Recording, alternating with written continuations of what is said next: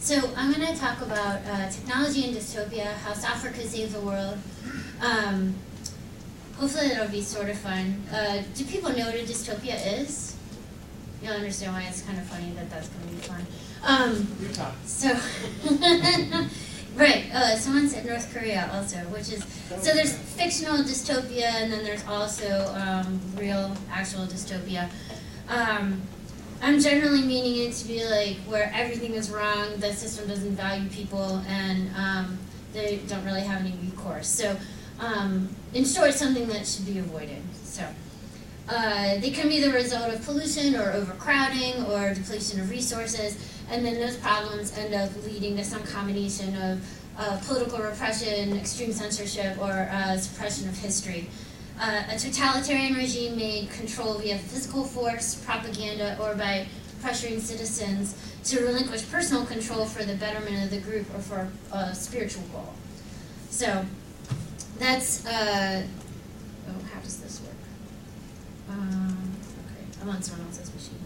Oh, with the mouse. All right, so a number of years ago, a guy named John Gaventa took a look at how power works, and he used the example of about 100 years of the struggle back and forth for power in Appalachia between miners and the mining company.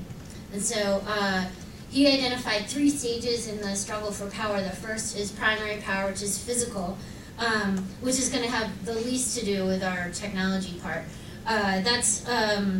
That's when someone is larger and stronger and they, demand your lunch money or whatever, and you have no recourse. You have to give them your lunch money. So that was pretty obvious. Like, you can see that coming, especially depending on how much bigger they are than you. The next one is secondary power, which is a little bit more subtle, and that's when people have sort of the illusion that they have some control and some choices. So certain things are on the table, but certain things are not, and so. There's people have an idea that things aren't right or they aren't perfect, but they haven't totally given up. They're holding out that the things that aren't on the table today will at some point be on the table. Tertiary power is even more insidious. In the Appalachian example, you have miners who are proud of being poor. They're proud of being the kind of folks that spend their whole paycheck on Friday night at the bar and lose a couple of teeth in the bargain. So what miners want from their lives is exactly what the company wants them to want, to be in constant debt and to have to work harder all the time. So tertiary power is when you have a dystopic system and the person isn't even aware of most of the things that are wrong with that system. So so in the lunch money example, if you could imagine a modern day Tom Sawyer where or maybe he's like Justin Bieber and everybody's trying to give them their lunch money. So that would be that kind of a situation. So, what does that have to do with robot overlords or technology, and more generally speaking?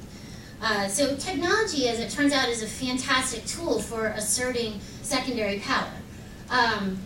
It's all virtual, it's abstract. If you say we have carrot sticks and celery sticks on the menu, then nobody can say wait, I saw over there. There is no over there. It's all virtual. So technology turns out to be really, really good for creating the illusion of choices within a limited array. There's also a lot of things about the way that people use the web today that feed into tertiary power and other sorts of loss of autonomy. And so when we look at the way that folks use web services, you live your whole life in public. And so the more that is public, the more it's under scrutiny and can be, you can be subtly or not so subtly pressured to conform. And so that's dangerous. One of the most universal features of totalitarian regimes is that it's a consolidation of power. And so in the case of tertiary power, we would actually welcome our robot overlords with wide arms and we'd be excited. So I think that's a bad thing. Let's see. Sorry, I keep wanting to push a different button and forgetting that I'm not on my own machine. So there is some hope. So when you think about the types of dystopias that we could prevent or at least ameliorate with software, if you look at 1984, where the mainstream news tells blatant lies, a already today we have citizen journalists in China using Tor to, which is anonymizing software. Do people know what Tor is? Okay, great. And so they use that to write about local events and to encourage social change and political reform. So we're already using software in some of the places in our world that already look like a dystopia, or a lot of China, sadly, functions like a company town. Sahana's Eden project, which is written in Python. Do people know the Sahana project? No. Okay. That's disaster management software, and so they used it with the tsunami to make sure that they weren't replicating resources. When you have like a limited amount of fresh water and everything just went to shit and everyone needs fresh water, if you screw up and you send it all to one place and then skip the other 15 places that need fresh water, then, well, people starve and go thirsty, so that's bad. So in the case of like the zombie apocalypse or whatever, if we had some disaster management software, we might be able to ameliorate the after effect of that kind of a disaster. I also think open document formats could be pretty important.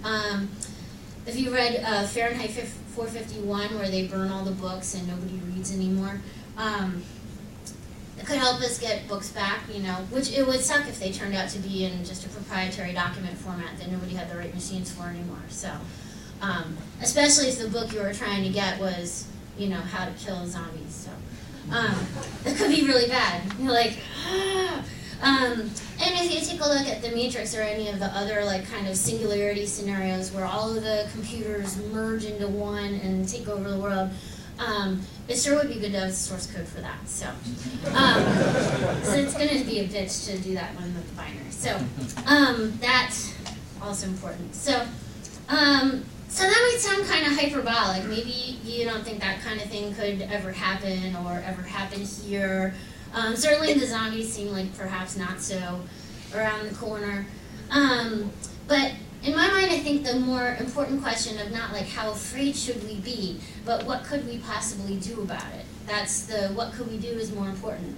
And I think there's three basic ways that we could use technology to empower people. And as it turns out, like they're not only good for avoiding a robot overlord kind of situation, they happen to be good goals in and of themselves.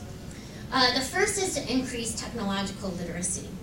And so the more people who understand how technology works, the less of them can be fooled by websites that are obfuscating their goals or their true intentions. So, you know, when you look at something, and once you understand a little bit about web programming, and you're like, oh, they're just making it so you have to enter everything. And, you know, the more people see that from far away, and they're like, wait a second, you don't need my social security number for this. Like, the less they can be fooled, which is good. I think we should also support software that makes the source code available to users whenever we can. Transparency is critical if you think about the voting machines or how we store government data. Certainly knowing what the government is up to is the first step in trying to figure out what we should do about that. And that also has like the great piece of making users more autonomous, less likely to be subject to vendor lock-in, so you know it's a good goal in and of itself. And then finally, I think that we should be wary of technologies that are nudging past like 60% market share in any given arena. And that's maybe like, that's my own idea. I think especially if it has to do with the flow of information, like a country with one newspaper is screwed. If we see that in a digital realm, I think we're also screwed. Same thing for media, music, movies, all those kinds of things that people use to discuss ideas. Sometimes you know, outside of the regime's express, what's the word I'm looking for? Like kind of kiss of approval or what have you. So, so those can be really important ways to express dissent. So, so yeah. So I think those things are all good anyway. I would urge each of you to do what you can to increase technological literacy, promote and improve free software, and support a diversity of news and media outlets. So even if we don't think the robot overlords are on their way, I hope you'll still help save the world with software. Thanks.